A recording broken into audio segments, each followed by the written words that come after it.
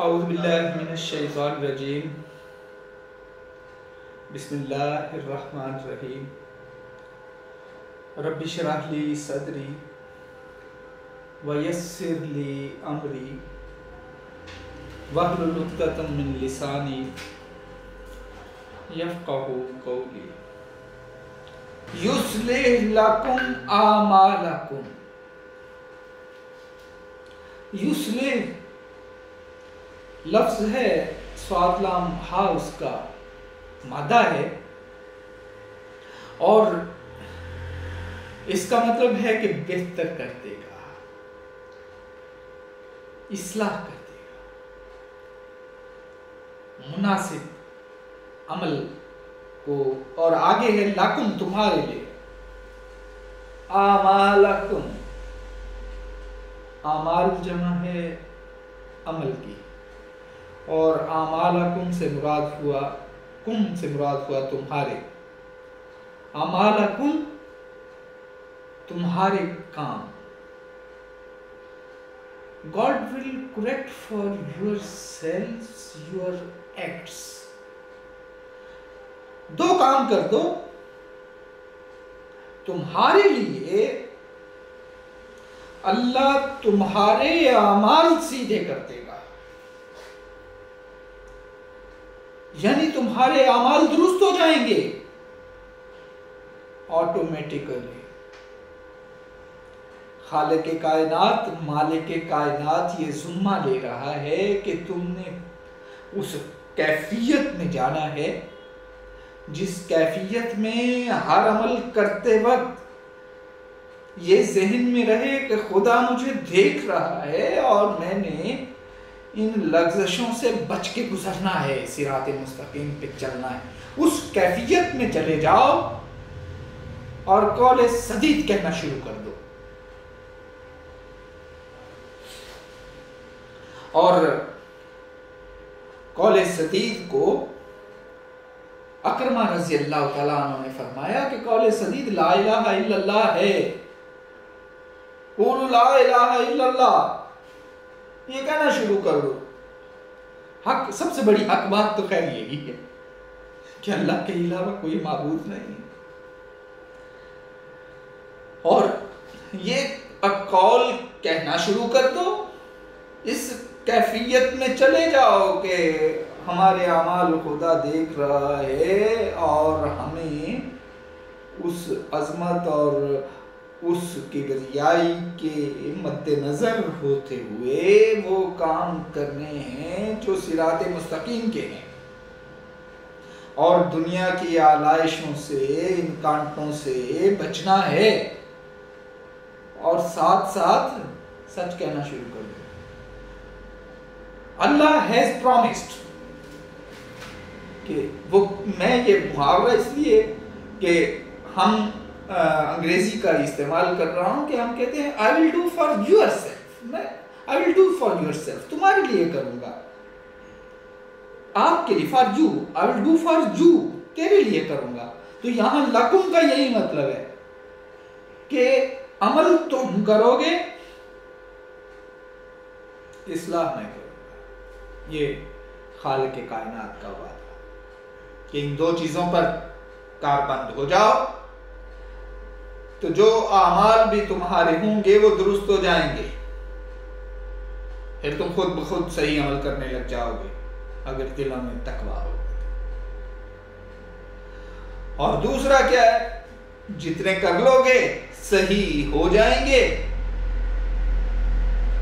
اور پھر وَيَغْفِرْ لَكُمْ ذُنُوبَكُمْ، وَيَغْفِرْ اور معاف کر دوں گا، لکم تمہارے لیے، ذنوبا ذنب گناہ، ذنوب اس کی جمع ہے، ذنوبا گناہ غلطیاں، کم تمہاری، اور جو تمہاری غلطیاں ہوں گی اور جو تمہارے گناہ ہو جائیں گے کوئی انجانے میں، جبکہ دل میں کیفیت تقویٰ کی ہوگی، پھر بھی کوئی غلطیاں کر بیٹھو گے تو 80% کو تو میں ویسے ہی درست کر دوں گا. اور وہ جو 20% کوئی تھوڑی بہت کوئی غلطی ہو جائے گی، کوئی لغزش ہو جائے گی، معاف کر دو، عمل اپنا لو، تقوی اختیار کر لو، قول سدید کہہ دو، تمہارے اعمال درست کر دوں گا اور کوئی گناہ ہوں گے تو معاف کر دوں گا۔ اور سامعین، آیت کا جو اگلا حصہ ہے، دوسرا حصہ، وہ ہے ایک بہت بڑی حقیقت بیان ہوئی ہے۔ پہلے اس کا لفظی ترجمہ سمجھتے ہیں۔ وَمَن يُطِعِ اللَّهَ،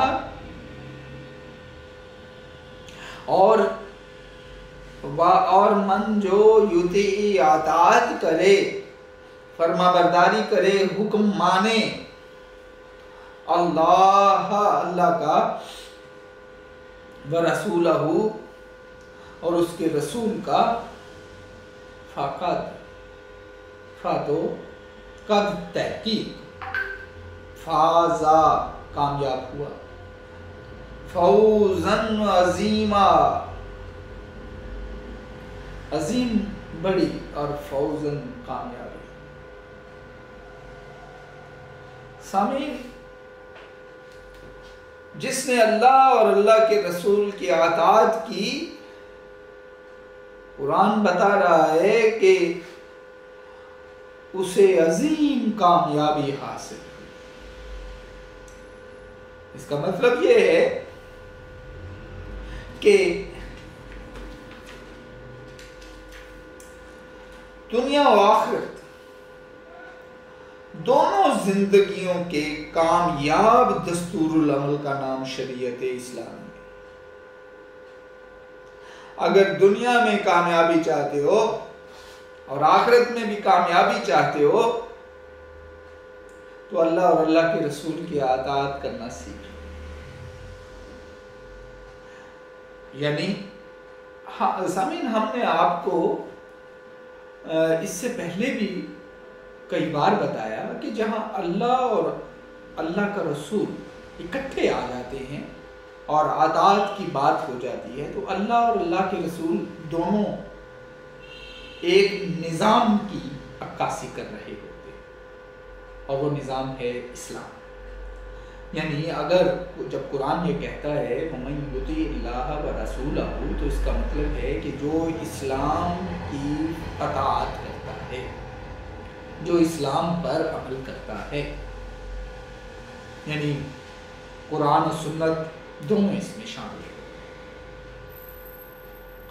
تو جو اللہ اور اللہ کے رسول کی اطاعت کرے، خیال رہی ہے کہ خالق کائنات یہ گارنٹی دے رہا ہے کہ اصل کامیابی ہے۔ زندگی میں نوکریاں حاصل کر لینا، زندگی میں اچھی جگہوں پہ شادیاں کر لینا، زندگی میں اچھی عمارتیں اور اچھے گھر بنا لینا، زندگی میں بڑی بڑی ڈگریاں لے لینا، یہ کامیابیاں بظاہر ہیں لیکن اصل کامیابی نہیں۔